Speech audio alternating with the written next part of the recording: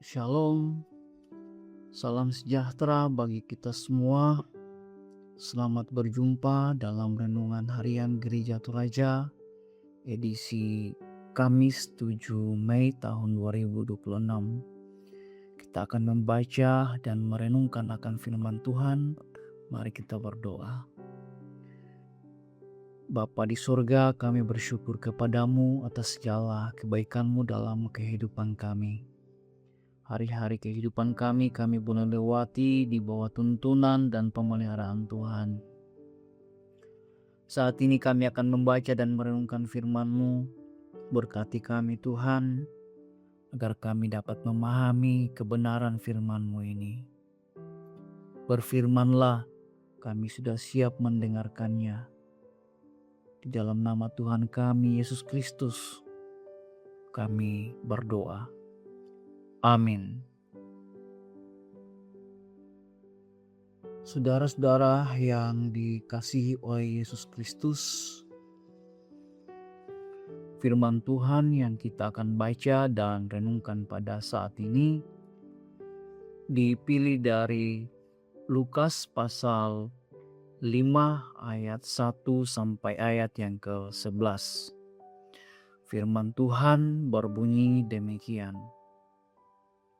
Penjala ikan menjadi penjala manusia. Pada suatu kali Yesus berdiri di pantai Danau Genesaret, sedang orang banyak mengerumuni Dia hendak mendengarkan firman Allah. Ia melihat dua perahu di tepi pantai, nelayan-nelayannya telah turun dan sedang membasuh jalahnya. Ia naik ke dalam salah satu perahu itu, yaitu perahu Simon, dan menyuruh dia supaya menolakkan perahunya sedikit jauh dari pantai. Lalu ia duduk dan mengajar orang banyak dari atas perahu. Setelah selesai berbicara, ia berkata kepada Simon, "Bertolaklah ke tempat yang dalam dan tebarkanlah jalamu untuk menangkap ikan." Simon menjawab, "Guru, telah sepanjang malam kami bekerja keras dan kami tidak menangkap apa-apa. Tetapi karena Engkau menyuruhnya, aku akan menebarkan jala juga." Dan setelah mereka melakukannya, mereka menangkap sejumlah besar ikan, sehingga jala mereka mulai koyak. Lalu mereka memberi isyarat kepada teman-temannya di perahu yang lain supaya mereka datang membantunya. Dan mereka itu datang, lalu mereka bersama-sama mengisi kedua perahu itu dengan ikan hingga hampir tenggelam. Ketika Simon Petrus melihat hal itu, ia pun tersungkur di depan Yesus dan berkata, "Tuhan, pergilah daripadaku, karena aku ini seorang berdosa." Sebab ia dan semua orang yang bersama-sama dengan dia takjub oleh karena banyaknya ikan yang mereka tangkap. Demikian juga Yakobus dan Yohanes, anak-anak Zebedeus yang menjadi teman Simon. Kata Yesus kepada Simon, "Jangan takut, mulai dari sekarang engkau akan menjala manusia." Dan sesudah mereka menghela perahu-perahunya ke darat, mereka pun meninggalkan segala sesuatu lalu mengikut Yesus. Sampai sedemikian jauh pembacaan kita. Dikatakan, ialah berbahagialah kamu yang mendengar firman Tuhan, merenungkannya dalam sepanjang kehidupannya. Saudara-saudara yang dikasihi oleh Yesus Kristus, dari pembacaan kita pada saat ini, kita akan renungkan melalui tema taat di tengah ketidakpastian. Taat di tengah ketidakpastian. Saudara-saudara yang dikasihi oleh Yesus Kristus, seorang nelayan berpengalaman pulang dengan tangan kosong setelah semalaman bekerja, ia lelah dan kecewa. Namun ketika hendak beristirahat, seseorang memberi saran untuk kembali melaut.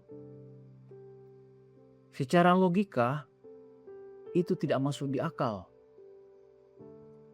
Ia sudah mencoba di waktu terbaiknya, sesuai dengan pengalaman yang dia alami selama ini. Namun dia memilih untuk mencoba sekali lagi. Di luar dugaan, justru pada saat itulah ia memperoleh hasil yang melimpah. Ketaatan sederhana membuka jalan baginya untuk memperoleh hasil. Ketaatan sederhana membuka jalan bagi sesuatu yang besar yang dia dapatkan. Saudara-saudara yang dikasihi oleh Yesus Kristus, Simon Petrus mengalami hal serupa, bahwa ia telah bekerja sepanjang malam dan tidak mendapatkan apa-apa.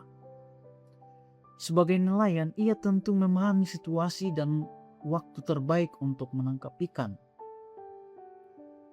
Namun ketika Yesus menyuruhnya kembali menebarkan jala, ia memilih untuk taat, meskipun itu bertentangan dengan pengalamannya.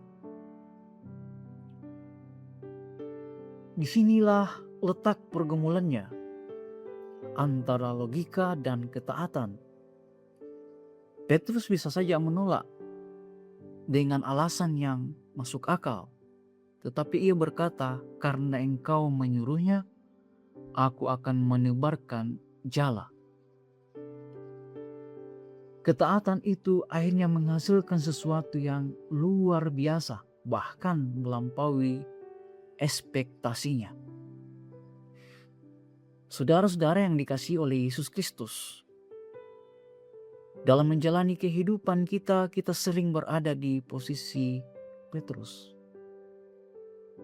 Kadang kita sudah berusaha dalam pekerjaan, namun hasilnya nihil. Kita lelah dalam pelayanan di gereja, namun seolah pelayanan kita itu terasa sia-sia. Kita tertunduk lesuh memikirkan keluarga dan ekonomi. Kita kecewa dan memikirkan masa depan yang tidak pasti. Saudara, Tuhan tidak pernah berkata, "Lihat dulu hasilnya, lalu taat." Tapi Tuhan berkata, "Taatlah dan lihatlah apa yang kulakukan." Petrus taat di tengah ketidakpastian, dan hasilnya apa? Jala yang tadinya kosong kini penuh, bahkan koyak oleh ikan yang banyak. Perahu yang tadinya biasa kini menjadi sarana mujizat Tuhan. Pekerja yang tadinya kecewa kini menjadi murid yang menangkap jiwa, menjadi penjala manusia. Saudara-saudara, jangan biarkan ketidakpastian menghentikan ketaatan. Sebab di balik ketaatan, Tuhan sudah menyiapkan rancangan yang indah yang akan mengubah kehidupanmu. Taatlah bukan karena engkau mengerti, tetapi taatlah karena engkau percaya kepadanya. Amin. Mari kita berdoa. Kembali kami bersyukur kepadamu Tuhan, oleh karena segala kebaikan-Mu dalam kehidupan kami. Terlebih dalam saat yang teduh, kami belajar lagi dari firman-Mu yang mengajarkan kami untuk taat di tengah ketidakpastian. Biarlah ya Tuhan, Engkau menolong kami di dalam melaksanakan firman-Mu ini. Biarlah kami menjadi pribadi-pribadi yang taat meskipun di tengah ketidakpastian. Kami percaya bahwa Tuhan menyediakan rancangan yang terindah dalam kehidupan kami. Berkatilah seluruh umat-Mu dimanapun mereka berada, dalam pribadi mereka, dalam keluarga, dalam pekerjaan. Biarlah semua umat-Mu mengalami damai sejahtera. Bapa di sorga, lindungi kami semua dari segala mara bahaya, sakit, penyakit. Biarlah kami menapaki kehidupan kami penuh dengan sukacita di bawah pertolongan-Mu. Bapa di sorga, sempurnakan doa kami. Terima kami yang datang kepadamu, di dalam nama Tuhan kami, Yesus Kristus kami berdoa. Amin.